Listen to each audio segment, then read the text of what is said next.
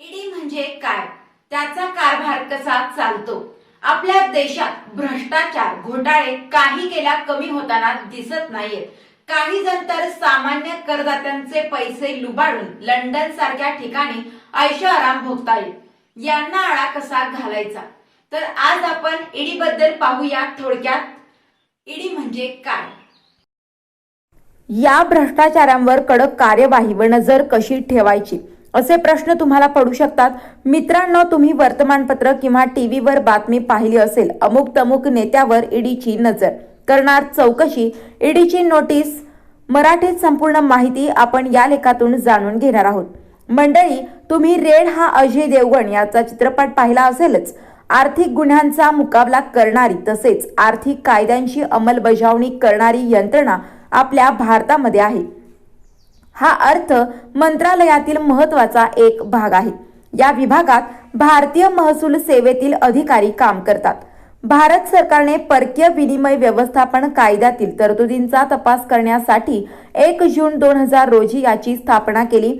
ED मध्ये कायद्यांचं उत्तम जाण असणारे निडर, कार्यक्षम सनदी अधिकारी नियुक्त केले जातात. भारतात ईडीचे नाव काही काळासाठी वर्तमानपत्र आणि टीव्ही चॅनेलमध्ये ठळकपणे प्रसिद्ध झाले आहेत.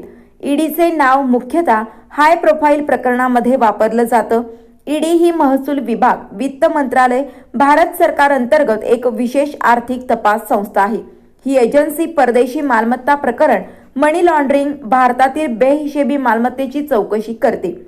आपल्या देशाच्या माजी अर्थमंत्र्यांच्या पी चिदंबरम विरोधात आयएनएक्स मीडिया प्रकरणात प्रचंड मालमत्ता आणि इतर अनेक प्रकरणे आहेत जी ईडीच्या तपासानंतर समोर आली आहेत.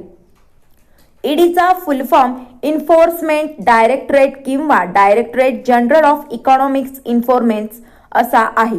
मराठीमध्ये ईडीचे पूर्ण स्वरूप अंमलबजावणी संचालनालय किंवा आर्थिक अंमलबजावणी महासंचालनालय आहे. ईडी ही महसूल विभाग, वित्त मंत्रालय, भारत सरकार अंतर्गत एक विशेष आर्थिक तपास संस्था आहे, ज्याचे मुख्यालय नवी दिल्ली येथे आहे. दिल्ली येथे 5 क्षेत्रीय कार्यालये आणि चेन्नई, मुंबई, चंदीगड, कोलकाता येथे आहेत. ईडी म्हणजे काय?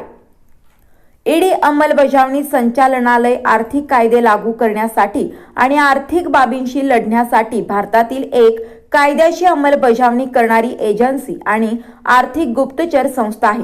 त्याची अंमलबजावणी संचालक करतात. हे भारतीय महसूल सेवा, भारतीय कॉर्पोरेट विधी सेवा, भारतीय पोलीस सेवा आणि भारतीय प्रशासकीय सेवेतील अधिकाऱ्यांनी बनलेले आहे.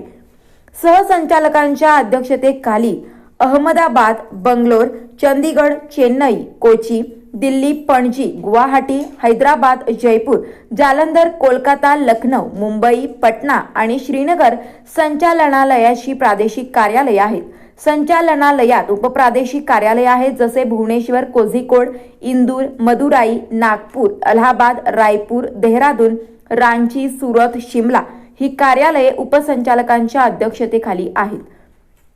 विनिमय संचालनालयाची स्थापना 1 मे 1956 रोजी झाली, जेव्हा विनिमय नियंत्रण कायद्यांचे उल्लंघन टाळण्यासाठी परकीय चलन नियमन अधिनियम 194/7 फेरा 1947 अंतर्गत आर्थिक व्यवहार विभागाच्या नियंत्रणाखाली अंमलबजावणी युनिट स्थापन करण्यात आले.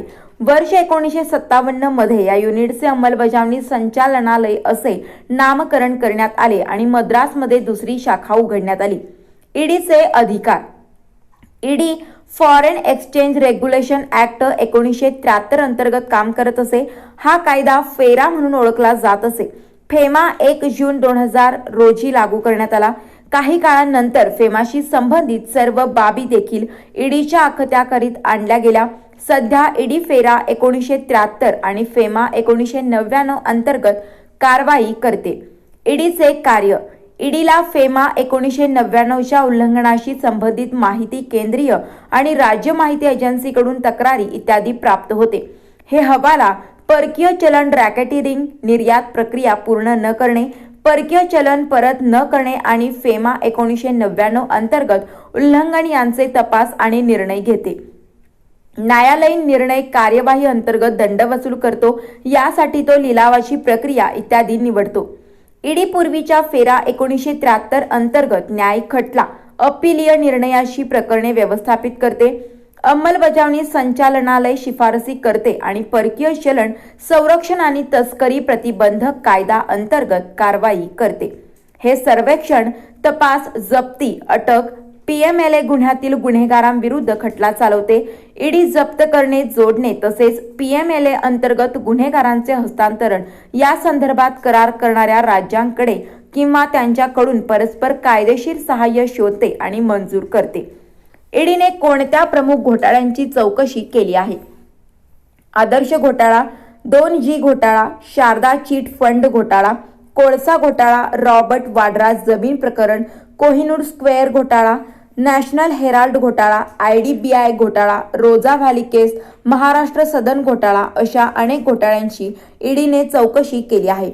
याशिवाय ईडीने छगन भुजबळ, हाफिज सईदची गुरुग्राम मधील मालमत्ता तसेच दाऊद इब्राहिमची संपत्ती जप्त केली आहे. भारतातील भ्रष्टाचार कमी करण्यासाठीची भूमिका. भारतातील भ्रष्टाचार कमी करण्यासाठी ईडीची खूप महत्त्वाची भूमिका आहे.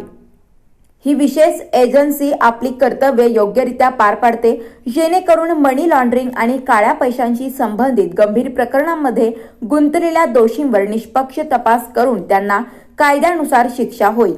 आपल्या देशात ईडीला खूप महत्त्व दिलं जातं, कारण ईडीच्या अधिकारामुळे सरकार त्यांच्यावर आर्थिक कायद्याचा संपूर्ण भार सोपवते, जेणेकरून आपल्या देशात योग्य कायदेशीर कारवाई आणि सर्व नियमांचे पालन करता येईल.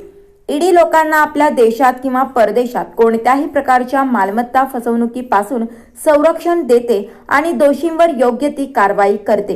हेच कारण आहे की भारत सरकारने वित्त मंत्रालय आणि महसूल विभागाच्या अंतर्गत अंमलबजावणी संचालनालयाला एक अतिशय महत्त्वाचं आणि उच्च स्थान दिलं आहे.